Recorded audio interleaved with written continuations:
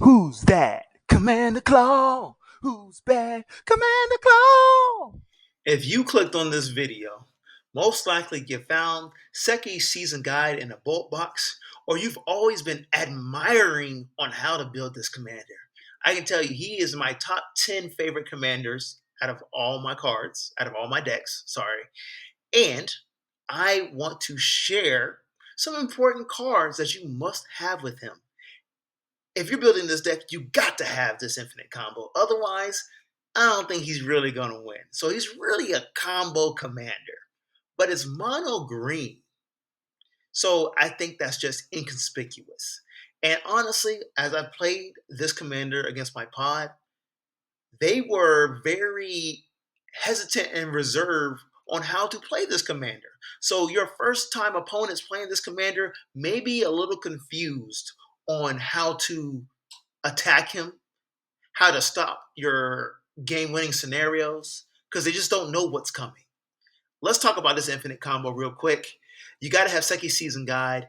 The other important card you have to have, go ahead and buy it. It's less than $2. I don't know after the delivery. But One with Kami is an enchantment aura that just makes colorless spirits, which are synergistic with Sekki.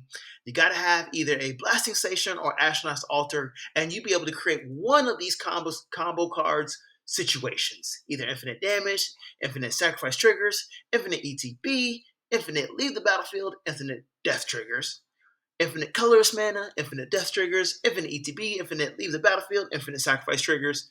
You gotta have these cards if you're building this deck.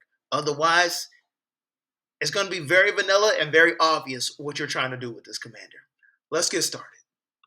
Welcome to the Breaking Brews episode of Sekki's Season Guide. One of my favorite commanders. He is a mono green commander. He is stompy. He can go two ways, tall or wide. Yeah, I'm super excited that you clicked on this video because there's not a lot of videos on this guy. And I feel like I did a little bit of, play testing myself, played against in my pod, and I just want to share my feedback with y'all. And hopefully y'all build them, see what you like about them. Maybe you've already built them, and you can put your experience in the comment section below. Let the community know because there are other deck builders out there that are just itching to build this guy. Let's talk about him. Sekki's Season Guide for 5 and 3 green. 0/0 body, legendary spirit. He says Sekki Season Guide comes into play with 8 +1/+1 counters on it. If damage would be dealt to Sekki, prevent that damage, remove that many +1/+1 counters from Sekki, and put that many 1/1 colorless spirit creature tokens into play. Sacrifice 8 spirits, return Sekki from your graveyard to play. First of all, if you don't know the story, this is from the Kamigawa set. The 8 spirits represent the 8 spirits that Sekki breaks into in the Kami realm. So when they come together, they make Sekki's Season's Guide, which is 1. So when he is dealt damage, he breaks into those 8 pieces. So with that being said, it is very green-like, where it is the philosophy of life, where it always comes back. So this commander embodies that. So whenever he takes damage, you remove a +1/+1 counter, put a 1/1 spirit into play, and if you have 8 of those spirits, that means Sekki's gone, supposedly. He's in your graveyard, sacrifice those 8 spirits, he comes back into play. That's like enter the battlefield ability. And guess what? You can do that at instant speed. So you got a lot of shenanigans that you can do with Sekki Season Guide. Stuff like this makes your opponents reserve. They don't know what to do. It's very fun to play with. But you got to win the game. And here's how. So you remember the enchantment One with Kami? It is an enchantment aura. Unfortunately, in mono green, they do not tutor cards well. Well, I found a way to tutor One with Kami, which is an enchantment aura, through Shrine Steward. For 5 mana, 3/2 body, artifact creature construct. When Shrine Steward enters the battlefield, you may search your library for an aura or shrine card, reveal it, and put it into your hand, then shuffle. This is the tutor to get your most essential enchantment aura combo piece into your hand and cast to win the game. Do not be afraid to tutor stuff. Don't be afraid of counter spells. Bump that. Play to win the game when you play this commander because you do not have much time. Even though it costs 8 mana and you have green and you can make a bunch of mana, players will catch on quickly enough. They will be surprised that you're dealing damage, or they dealt damage to it, and they're making a bunch of spirits, and they're like, "What do I do?" Leave them like that. Leave them like that. Leave them confused. Let's move on to one with Kami, bigger, so you can see what I'm talking about. So one with Kami over here is for 3 and a green, enchantment aura. It has flash. When you play this card, do not forget it has flash. That's what made this card nasty. It has flash. You can cast it at any player's turn. Enchant creature you control. That's going to be Sekki Season Guide. What we're doing here is going for a combo. It says whenever enchanted creature or another modified creature you control dies, create X 1/1 color spirit creature tokens where X is that creature's power. So you got to have 8. 8. 8. So when he dies, you're making 8 of those. And you're sacking 8 of those creatures, 8 of those spiritless creatures, and they come back and sack those to bring Sekki back into play. That is an infinite loop right there. If you have the altar or the blasting station, that's where you create your infinite damage or infinite mana. Bam. Easy as that. I will, in the comment section below, actually not comment section, description below, find the link for a great explanation of the game-winning combos. Moving on to extreme buff spells.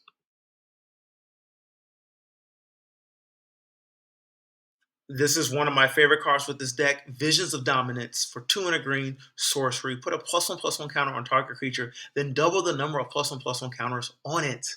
OMG. Then it has flashback. Tap a total of 8 and 2 green. The spell costs X less to cast this way, where X is the grandest mana value of a commander you own on the battlefield or in the command zone. Y'all, listen. So let's say Sekki has 8 counters on him. You cast Visions of Dominance for 3. You put 1 on him. He's a 9/9. Okay, double it. He's an 18/18. He has 18 +1/+1 counters on him. Visions of Dominance goes into the graveyard. You can cast this for his flashback cast and only pay 2 green mana because Sekki's commander value is 8 mana. You get to add a +1/+1 counter and double it again. This is disgusting. Nobody wants to attack a freaking 18/18, 36/36. Like, come on, y'all. Come on. And it's mono green, so you got to add trample. Let's talk about that. Before we talk about trample, I got some more green cards that boost the power. Clamavus for 4 and a green. Creature, human, Tyrannid, Artificer. He has Proclamator, Hailer. Each creature you control gets +1/+1 for each +1/+1 counter on it. This is just a great card to have because if there's 8 +1/+1 counters on Sekki, he gets additional +8. Ouch.